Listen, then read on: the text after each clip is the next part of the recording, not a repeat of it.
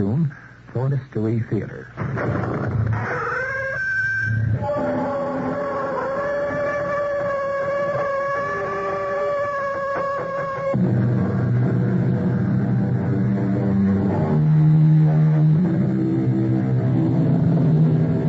Come in.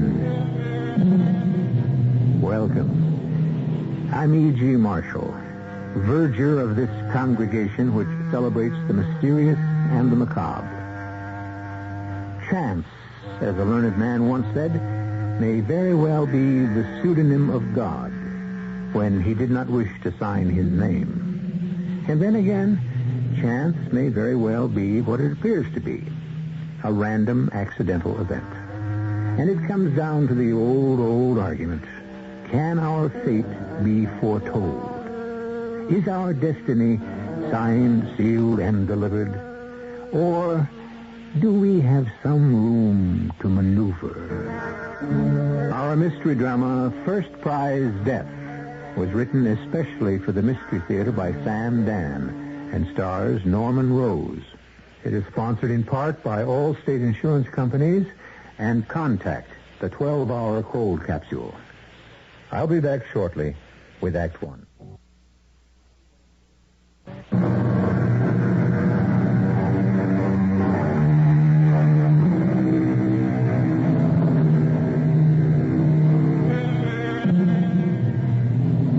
No living creature suffers from such poor public relations as the snake. Oh, lately the shark is hated and feared, perhaps even more, but the shark at least deserves his reputation. Of course, things fell apart for the snake when he did the devil's job in the Garden of Eden. It's a pity to hear him constantly maligned, to have his name used to describe traitors, liars, and other scoundrels, especially those who insinuate their way into the victim's confidence. Well, we unfortunately cannot cure the ills of the world. We can only point out those which apply to our story. The snake of discontent has already begun to gnaw at the vitals of John Harrison Desmond, although John is about to deny it stoutly. Good morning, Eloise. Good morning. It's a lovely morning. Mm-hmm. Breakfast. What shall I have for breakfast? You may have anything you like. Mm-hmm. What has Millicent prepared? Nothing. She awaits your pleasure. She awaits my pleasure. This almost sounds as if I'm a feudal lord about to exercise my droit de seigneur. How about ham and eggs? You know what that means, don't you, Eloise? Oh, bacon? The lord of the castle had free reign as far as all the women who lived on his estate were concerned. Oh, pancakes? I suppose a captain of industry today, who is, you might say, the equivalent in power to a feudal lord, could actually demand and, for the most part, receive... Oh, John, I just don't know how you can be so cheerful this morning. Tell me, if you will, how this morning differs from all other mornings. Sure. Breakfast. Why don't I have a slice of ham, a rasher of bacon, and a single sausage, and one egg poached? There. Oh, John. Shall you communicate this intelligence to Millicent, or shall I? Oh, John, it's a shame. It's a crime. It's unfair. It's wrong. Darling, is something the matter? Oh, John, how could they give the prize, the Parkhurst Award? Oh, is that what's bothering you? Well, it has to bother somebody. Elwood Downard is such a nincompoop. Elwood Downard is an excellent sociologist. Oh, John, next to you, the man's an illiterate. Now, darling, you must listen. Please, none of your self-sacrificing nobility. Happy is that man who, being content with his work, his wife... Oh, no, please, no more of that dime store philosophy. The next thing you'll be doing, you'll be reciting, "Let me live in a house by the side of the road and be a friend to man." I think that's an excellent attitude. I give up. You are the victim of the most flagrant political maneuvering. You know, I may also have pancakes. Well, everybody knows it. It's rather more calories than I'd originally decided to invest in breakfast, but, well, I can skip lunch. And I give up. All right, let me just say this. Elwood Downard is a man of substance and stature. He's not in your class. That's not true. He was in my class. Oh, John, when I was really? teaching at the university. And since he was my pupil, his receiving the award is a compliment to me. You taught him everything he knows. You know, this is a silly and fruitless argument. Oh, you're too good-natured. Would you rather I was ill-natured? I give up. This time I hope you mean it. And furthermore, what's the use? Yeah. Now, have you finally subsided? Good. Darling, I know my worth. I know my value. But... No, you must listen to me. But I know what you're going to say. Fine. And there's no need for me to say it. You're going to say, I don't care for the opinions or the... Well, if we both know what I'm going to say, then... It is enough for me that I do my work. History shall assign me my place. Yes, that's about what I was going to say. But by the time history gets around to you, you'll be dead. Well, then it won't matter very much, will it? The Parkhurst Award, it's even more prestigious than the Nobel Prize. Yes, and I never won that one either, did I? John, you have to get in there and fight. Darling, I am not a pugilist. I give up. Please do, even if it's just for a little while.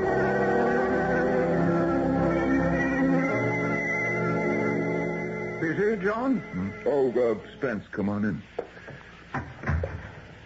Well, we fed it all into the computer. The data looks pretty good. Now, how far away are we from the report? Well, no more than 6 weeks. But we know the conclusions. It's obvious. We're going to advise the Emir that the basic economic effort of his country should now be devoted toward developing the fisheries. I must say you've marshaled some brilliant arguments. Brilliant.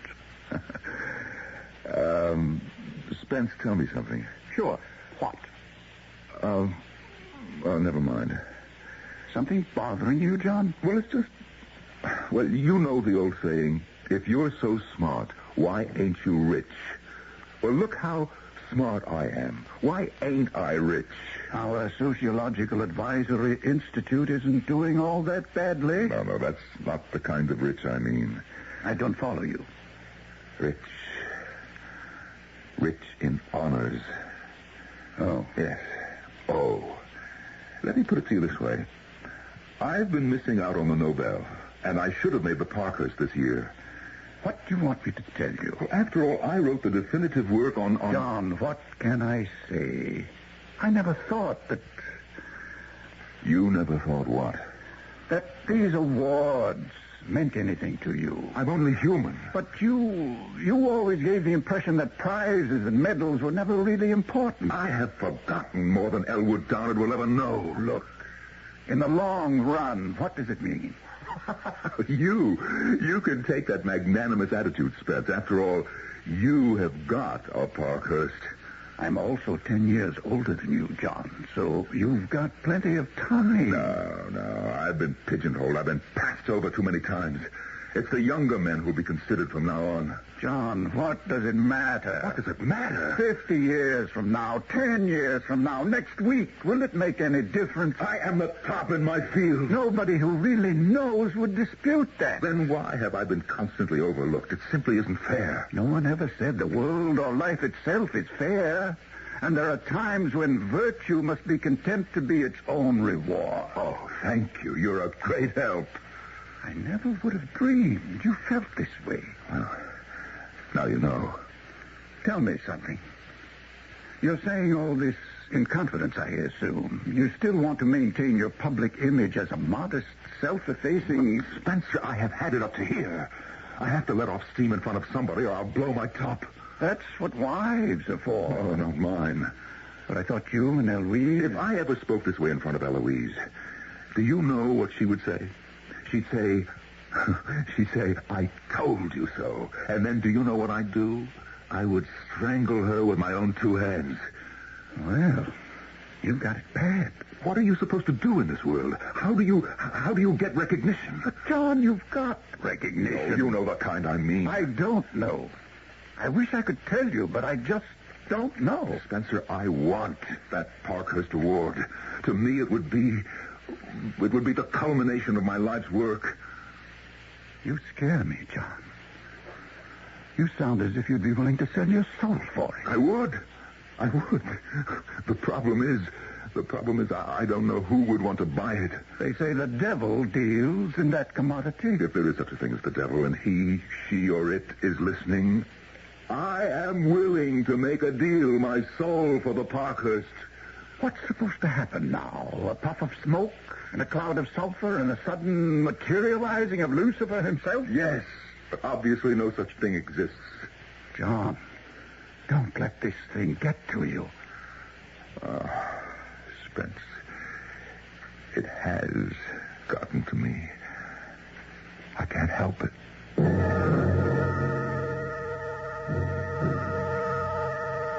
Mr. Strickland, we have two names for you.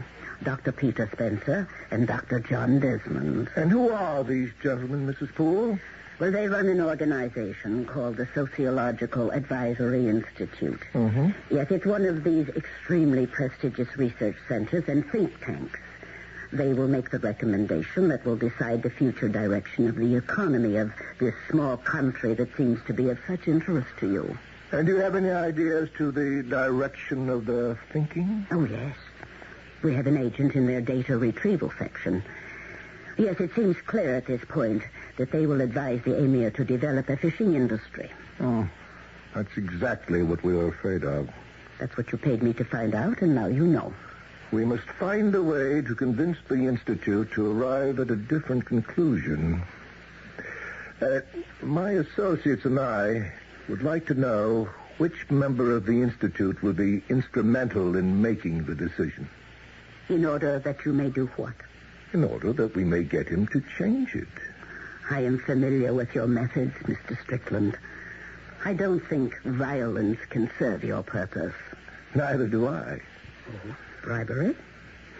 Well, I am not sure you could buy either Dr. Spencer or Dr. Desmond with money. Again, neither do I. But surely, Mrs. Poole, you, of all people, should be aware there are many ways to buy a man. And usually money is the least important. What are you talking about? John, be reasonable. I hate his guts. That's not your image. I hate my image. It's the one you've had all your life. It's too late to change now. I refuse to go to a party that will honor Edward Downard. You'll not only go, you'll give it. You'll be the host. Oh, that'll be the day. The day. The day will be a week from next Wednesday. If you think that He's your old student, and you're happy for him, and so you're holding this reception. No, never. Then count on this. You'll never get the Parkhurst.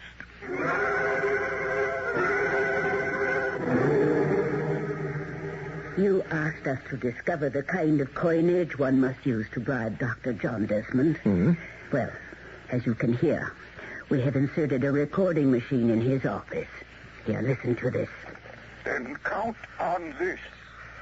You'll never get the Parkhurst. How will a cocktail party win me the Parkhurst?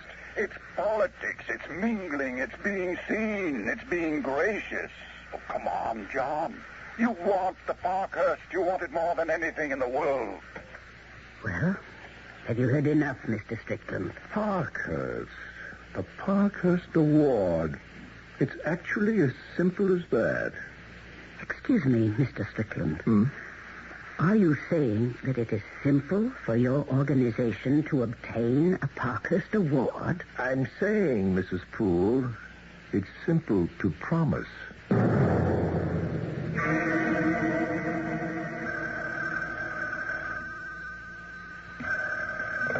Yes. Who? Well, does he have an appointment? No, I can't see anyone today. Besides, what is there that I could do for him? He says he was advised to call on me by Dr. Elwood Downard. Well, I suppose so. Send him in. Now, why would Downard send anyone to see me? Dr. Desmond? Yes, come in, please. Thank you. Have a chair. Now, sir, your name is Everett Strickland? Correct. What may I do for you? For starters, do not advise the Emir of Rashal to develop a fishing industry. What? Oh, now, see here. I believe in getting to the heart of the matter. And Elwood Downard sent you to me? No, I don't know the gentleman. I used the name because I knew you would have to grant me an interview. The interview is over. Of course. Only one thing remains to be said, and then we may adjourn so that you will be able to meditate. Get out before I throw you out. We could have led up to this gradually over days or weeks or even months, but I believe in placing all the cards on the table immediately. If you care to go along, we're prepared to pay you handsomely. Now, you listen to me. I don't know who you are or what your game is, but if you think you can bribe me to betray a client... I don't think I can bribe you. I know I can. There isn't enough money in the world. I wouldn't give you a single penny. I'd give you what you want more than anything else. Will you be good enough to get out? I offer you the Parkhurst Award. Now, do you still want me to get out?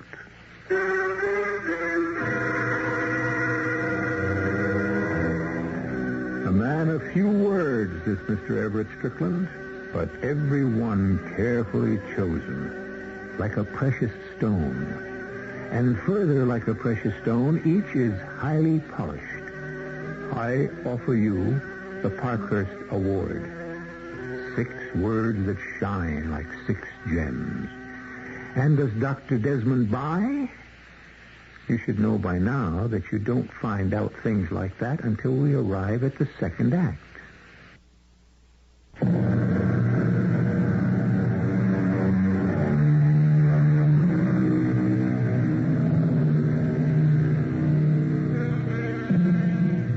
And what are the basic motivating forces in human beings?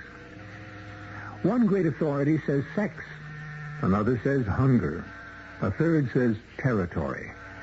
Well, from all this, we are assured of one thing. There are different forces for different folks. At this time and in this place, what motivates John Desmond is what Shakespeare would call the bauble reputation. Mr. Strickland, I don't know what your game is. I'm willing to give in order to get.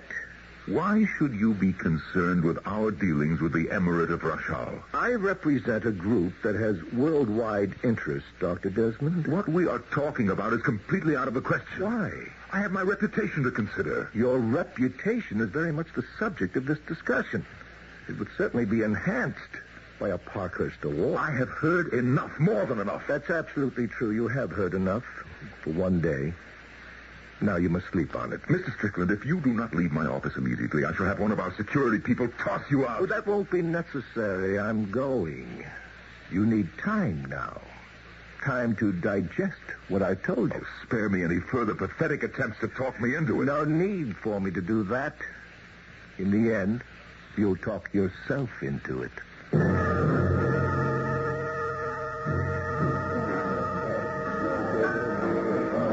Should have been for you, John.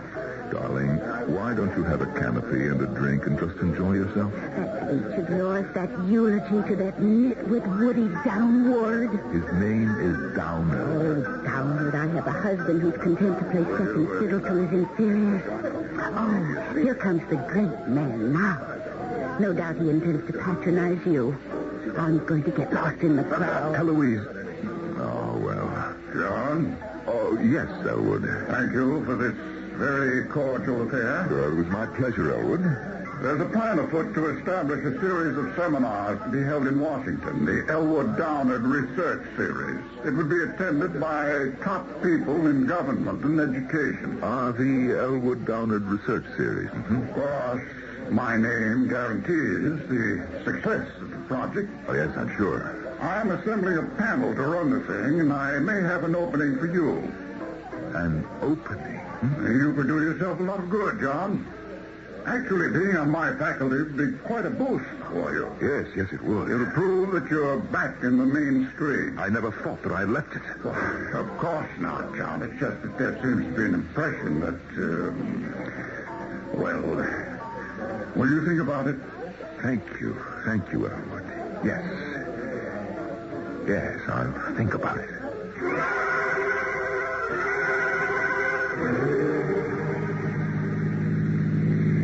What was I thinking of the whole evening? I'll tell you. I don't believe I asked you, Eloise, dear. You should have been the guest of honor at that party. You should have been the Parkhurst medalist. Why are we stopping here? Because I have something vital to tell you. What's that? Shut up. John. I don't know any other way to put it.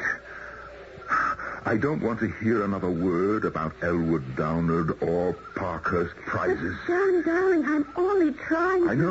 I know you're only trying to inspire me. Well, is that bad? In this case, it can lead to a catastrophe. John. You want me to have recognition, fame. Well, is that so terrible? These things are not to be, and they're not for me. I won't have you talk that way. Well, I must. Do you understand? I must. You have no right to give up. Eloise, do not weaken my resolve. What resolve? I am willing to accept the hand that has been dealt to me. Please don't make me dissatisfied. But I'm only trying You keep saying that you're only trying. And I must tell you to stop. Just stop right now, right here. Never, Eloise, never say another word to me about winning an award. But I don't Let's understand just leave it at that. Don't push me. I'm having a hard enough time as it is. John, what do you mean you're having a hard time? Eloise, the discussion is over. For good.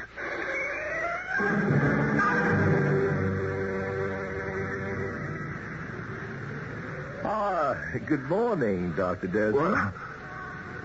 What are you doing here? This is a public bar. If you'll excuse me. I thought we might walk a little ways together, Dr. Desmond. There is nothing that you and I can do together, Mr. Strickland. So, you're thinking it over. Thinking what over? My little proposition. That's why you've come out here, to commune with nature, to get away from it all, to clarify your thoughts. Mm-hmm. Tell me, why do you wish to change our recommendation? Because it makes a great deal of sense. Well, in that case, I would think that the government... You see, we want the present government to fall. Why? So that friends of ours might take power. Who are these friends? Is that important? All that matters is the Parkhurst Award. And the committee is even now considering next year's medalist. I see. Well, assuming, for the sake of argument... Yes? What is it that I could suggest in all practicality?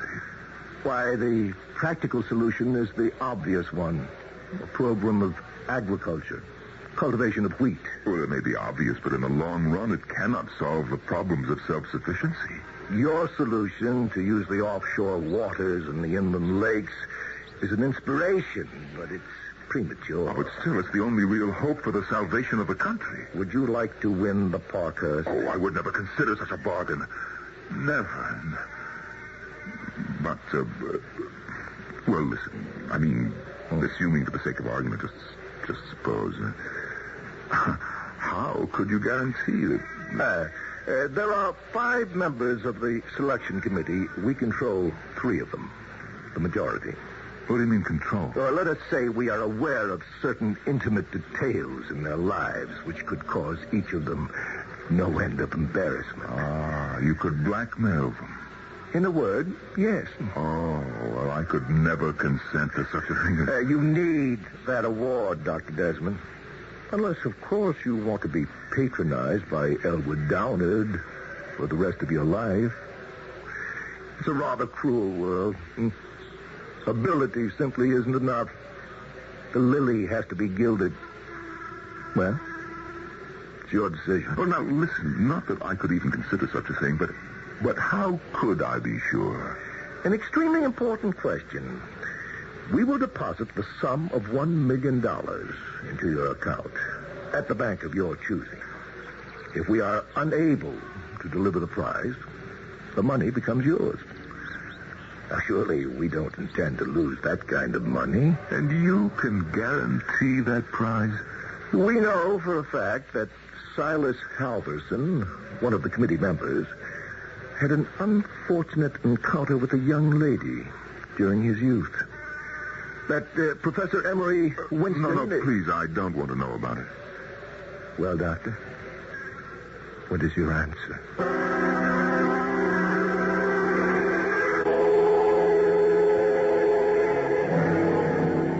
we may be back to ground zero on this project, Spencer. We may have to shift the entire direction of our recommendation. Why? Well, because other factors have suddenly... Well, I don't believe that we can... What are you trying to tell me? You know, we better go the agriculture route. It's a safer recommendation. We weren't engaged to look for safety, but for a viable economic system. We have no assurance that we can successfully stock those waters with fish. But fisheries not only solves the employment problem, it also assures the people of a protein diet. Yes, such a program cannot be implemented for many years. Why? Well, because there's a worldwide pollution problem. Until an international effort is made to clean up the seas... But agriculture... John, so much of their land is desert. Yes. Well, we'll propose an irrigation system. I'll have the top agricultural authority set to devise... No. What do you mean, no? This is exactly where we were a year ago. You were the one who came up with a plan that completely demolished the entire agricultural concept. I have had a chance to allow it to simmer. It's the real way to go. Let agriculture develop slowly, but let the major expenditure of money go toward the creation of a fishing industry. It won't work. You're serious? Of course. Okay. Now tell me the truth. What's behind this change of heart? A reevaluation of all the pertinent My data. foot. Who got to you, John? Oh, look, I'm afraid I don't know what you're talking about. And I'm afraid you do. I won't even dignify that accusation with an answer. I'm aware of the political cross-currents in that country. I am completely above the political implications. The oil is disappearing. The Emir has to invest in a new kind of economy. There are those who insist on agriculture. And they happen to be right. That's not true, and you know it. Now, why would I be influenced by anything other than my professional judgment? I don't know. You tell me. Spence, I thought it over, and I honestly believe Do that... you? Well, I prefer your original solution, your daring, innovative solution. But it's a... And as the senior partner here, I have final say. Even if I'm convinced... John, we owe our client the truth. And the report we will ultimately deliver is the one that is concerned with the truth. You cannot pull rank on me, Spencer. Don't force my hand, John. I'll submit an independent set of conclusions to the Emir. Then in that case, I'll pull more than rank. I'll pull prestige. I'll flaunt my Parkhurst Award. You don't have one, remember? And I'll tell you what else I'll do. I'll hire Elwood Downard to put his name on the report. Another Parkhurst Medal. You couldn't do a thing like that. Don't force me. And, of course, Downard will get all the credit for the fisheries idea. Anyone who may have thought he lucked into the prize before will now admit he's a genuine genius. But, Spencer, I am sincerely No, convinced you're not. that... Somebody got to you. Who and how, I don't want to know. But I'll save you in spite of yourself.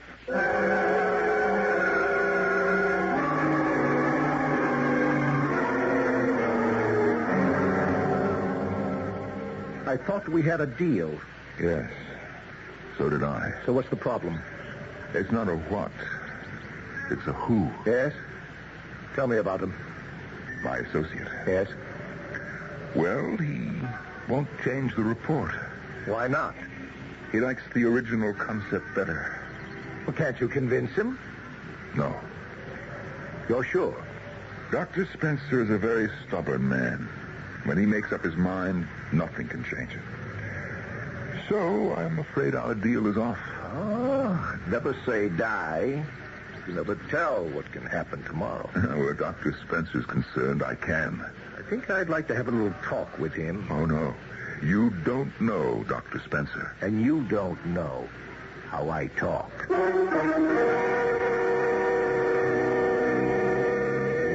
How does he talk? So far, he always seems to have what everybody wants. He has no trouble selling his programs. A most persuasive man is this Mr. Everett Strickland. But what has he to offer Dr. Spencer? We shall find out when I return in just a few moments with Act 3.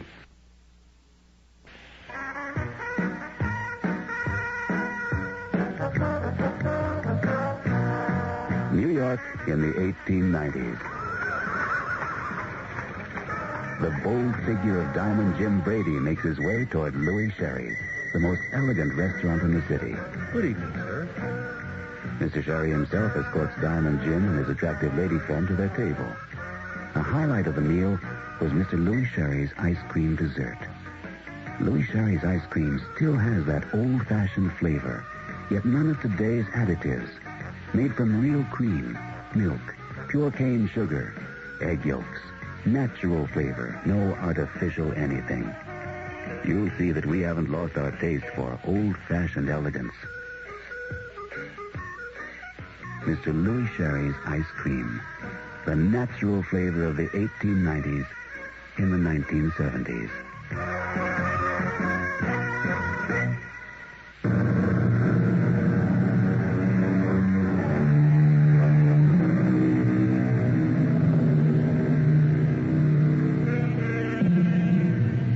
Every man, they say, has his price. The tag on Dr. Desmond has already been displayed. It is the prestigious Parkhurst Award. Now it has become necessary to buy Dr. Spencer. How much does he go for in the marketplace? Well, Mrs. Poole, what can you tell me? Nothing, I'm afraid. I can't believe that. Oh, why not? Every man has an Achilles heel. He has to be vulnerable somewhere. Ordinarily, I would agree. But Dr. Spencer is evidently the exception to prove the rule. What does he want? He's satisfied with what he has. What does he want to keep hidden? I tell you, he has absolutely no vulnerability. Then perhaps another method of handling the doctor is indicated. I'm sure of it. I shall return your guarantee, Mr. Strickland. Why? Because I cannot keep my part of the bargain. Why not? Dr. Spencer's mind is made up. That's true. He has me effectively blocked from presenting a different report. That's true, too. Well, then, what are you saying? I'm saying that we shall endeavor to unblock the good doctor. How? How do you think? Well, I haven't the faintest idea. Oh, yes, you do. You foresaw this moment from the split second you decided to accept my offer. Oh, which moment? The moment in which you would know that Spencer has to be killed. Oh, no. Did you actually think Spencer would allow a 180-degree turnaround? I had every confidence in my ability to convince him. Play with the truth if you will, Dr. Desmond. Lie to yourself if you must. Do whatever is necessary to placate your conscience. But please, respect my intelligence. Well, I won't stand for murder. You will eventually. The deal is definitely off. You'll talk yourself into it eventually. Oh, no, never. You may have lost your freedom of operation. I don't understand. You may have to kill Spencer. I may have to kill him. Are you mad? In self-defense. I can't believe that I'm having this conversation. Spencer isn't threatening my life. In a very real sense, he is. Listen to this tape. What's behind this change of heart? What? That's Spencer. Where did you... It's a tape of the conversation you held with Dr. Spencer in your office. How did you ever get that? We have your entire conversation. But listen to this very illuminating line. Somebody got to you, John. Who and how, I do not wish to know. But I'll save you in spite of yourself. Now, consider the implications of that statement. Dr. Spencer questions your integrity. He's convinced you've been bought off. He's convinced of no such thing. If you like to whistle in the dark, go ahead. But the partnership of Spencer and Desmond is coming to an end. And you know it. And soon everyone will know that Spencer threw you out. That's not true. That's... Now or later, Dr. Desmond? Now or later what? When do you intend to accept reality and see what it is that you must do? Oh, I could never agree to murder, to the killing of anyone. Go ahead. Tell yourself. For any reason. That's a noble sentiment. At any time. Once again, take a while. As long as you need to talk yourself into it. How How's that final chapter of the report coming, John? Well, I'm working on it. I'm sorry we had those words. Well, Spencer, it was just a review of the facts of life. What facts? Oh, there's an old Civil War saying, them as has gets. Meaning what? Meaning it's not what's in the brain, it's decorations on the chest. I see. The fact is that I know more than you and Downard put together. But what do brains have to do with it? You have the credentials, and that's enough to put me in my place. I never realized that credit, honors, prestige mean so much to you. You mean you never thought that I was human? I'm sorry, John. So am I, Spence. So am I. How sorry, you'll never know.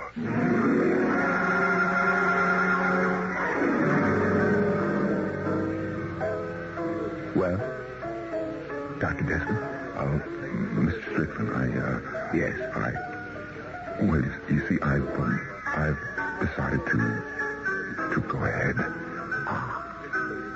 See how simple it is? The first decision is always the toughest. After that, everything just falls into place. Oh, yes. I mean, I suppose if you want to get anywhere, you've got to bite and claw and kick. Well, there's absolutely no doubt about it. And Spence is an old man anyway. So he goes a few years earlier. And this way, his departure can do you some real good. His departure? We've been studying Dr. Spencer's habits. He likes to spend his weekends in his cabin up in the mountains. The cabin? Yes. He likes to detach himself from the world and meditate and just be his own man for a few days. Oh, but why do I tell you these things? Well, what are you going to do? Well, nothing involved, nothing complicated. Our amateurs attempt highly complex plans, which then fall apart from their own weight. But I mean, what are you going to do? A freelance agent will be dispatched to the location. He will shoot Spencer. Oh. Well, that's quite all right.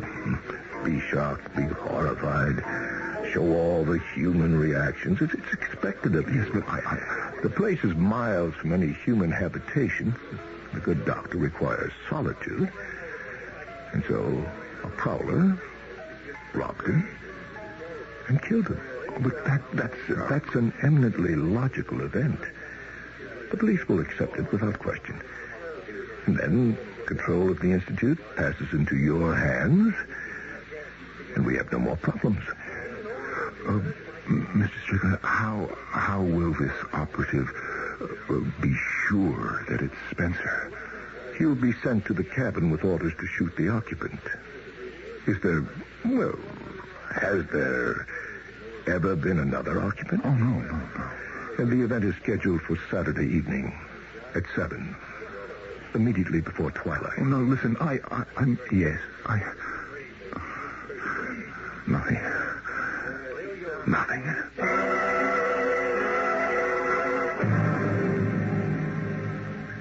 Eloise, what time is it? 3 o'clock. John, what's the trouble? Nothing. I don't know why you just want to sit indoors on such a glorious Saturday afternoon. Well, I just feel like sitting indoors. Is there a law against it? Oh, excuse me. What time is it? I just told you. Well, tell me again. It's almost a minute after 3. John, please tell me what's wrong. Darling, something is wrong. No, it'll wear off after a while. What will? Oh, forget it. Well, this is no way to have an intelligent conversation. Who says we have to have an intelligent conversation? Who says we have to have any kind of a conversation? Well, excuse me. What time is it? 1.5 minutes after 3. Do you want some coffee, tea, a drink? John, I'm afraid I'll have to break a confidence. Eloise, I don't feel like a conversation just now. And I'm going to do it because I know what's eating away at you. You do? Yes. The lack of recognition. Oh, please, I just don't have the heart. And I'm going to tell you something. But look, honey, next Saturday you must pretend to be surprised. They'll be here. And it'll be a kind of a A testimonial. Eloise, I don't feel like... Spencer and Elwood Downard. Elwood Downard here? Why? Your friends all got together. They felt the rest of the world should know what was no secret among your colleagues, that you are really the trailblazer, the pathfinder. What are you talking about? So, releases have already been prepared for the press, and everybody will recount how much he owes you. In other words, to put it this way, they will all admit you are Big Daddy. Oh, I don't believe and for some reason, you've been overlooked. And that bothers people like Downard and Dr. Spencer, and they want to set the record straight. That's what next Saturday night's affair is going to be all about. That isn't so. You know how Elwood patronized me at the dinner we gave for him. Well, he called me later. He apologized. He said he didn't realize it could be interpreted that way. All he wanted to do was help call attention to Good it. Lord. Oh, good Lord. What time is it? It's now 3:05. Spencer, did he leave for the cabin yet? John, I don't understand. What are you doing? Who are you calling? He has got to be home. He just has got to be home. Oh, Spencer. Spencer. Answer it, Spence. Please be home. John. Answer it. John, you're not well. I know it. He isn't home. Of course he isn't home. You know perfectly well he's never home on Saturday afternoon. I have to talk to him. We'll call him in the country. How can I call him in the country? He had no telephone. John, if you spill the beans about next Saturday night, I'll never forgive you as long as I live. Now, listen, I'll have to go up there. I'll just have to go up there. Where? It's the only thing that I can do now. I can't do anything else. John, where are you going? John!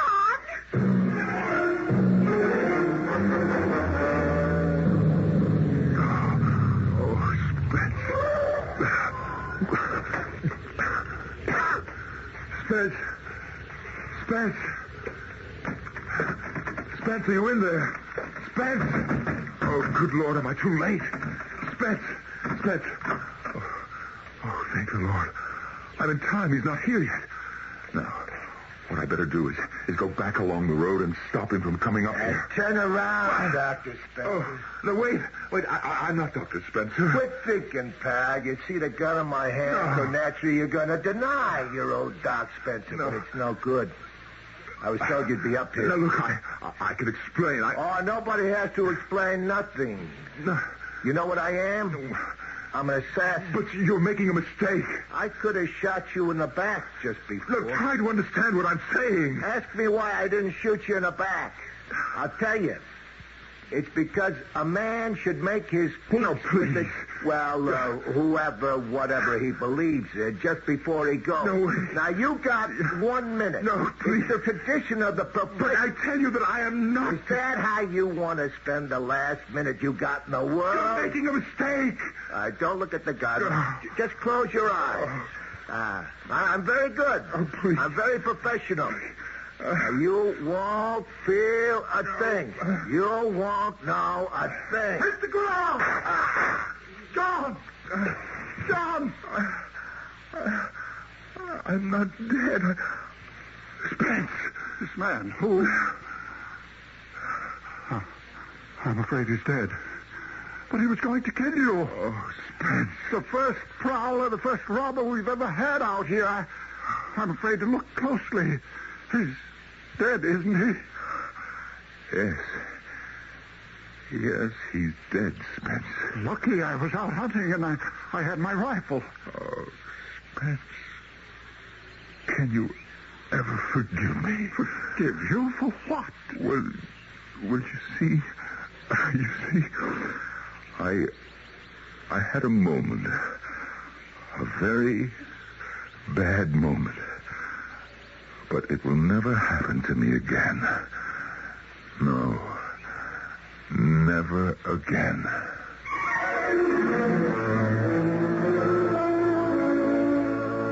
He did, and it didn't. And the following year, the committee nominated him for the Parkhurst Award.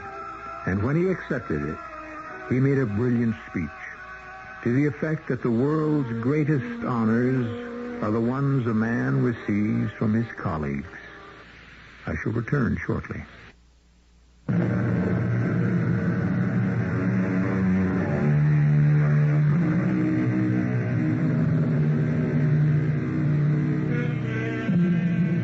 It's a thin veneer, this coating we have of civilization, and sometimes it can be rubbed off quite suddenly. We want something very badly, and before we know it, one thing will lead to another, and there we are, thinking the unthinkable and performing the impossible. Well, those are two good words to describe our doings here 7 times each week. The unthinkable and the impossible. Join the fun. Our cast included Norman Rose, Evie Juster, Roger DeKoven, and Sam Gray. The entire production was under the direction of Hyman Brown. Radio Mystery Theater was sponsored in part by Buick Motor Division and Anheuser-Busch Incorporated, Brewers of Budweiser. This is E.G. Marshall inviting you to return to our Mystery Theater for another adventure in the macabre. Until next time, pleasant dreams.